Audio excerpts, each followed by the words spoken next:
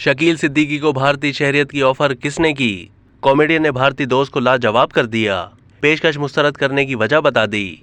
पाकिस्तान के मारूफ अदाकार और कॉमेडियन शकील सिद्दीकी ने इंकशाफ किया है कि माजी में एक बार उन्हें भारतीय शहरियत हासिल करने का मौका मिला था, ताहम उन्होंने उसे मुस्तरद कर दिया।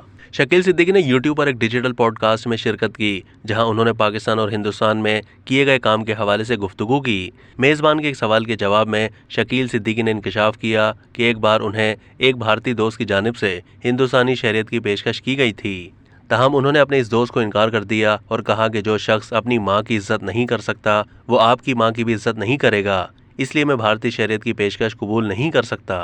कॉमेडियन ने मजीद कहा कि मैं भारत और भारतीयों की दिल से इज्जत करता हूं और चाहता हूं दोनों ममालिक में बाहिमी ताउन पैदा हो। शकील सिद्दीकी ने वाज़ेह किया कि उनकी नज़र में किसी दूसरे मुल्क की शहरियत हासिल करना कोई गलत बात नहीं है, क्योंकि कई पाकिस्तानी अमरीकी शहरियत भी लेते हैं, लेकिन अगर कोई पाकिस्तानी भारतीय शहरियत हासिल करता है तो उसे तनकीद का निशाना बनाया जाता है।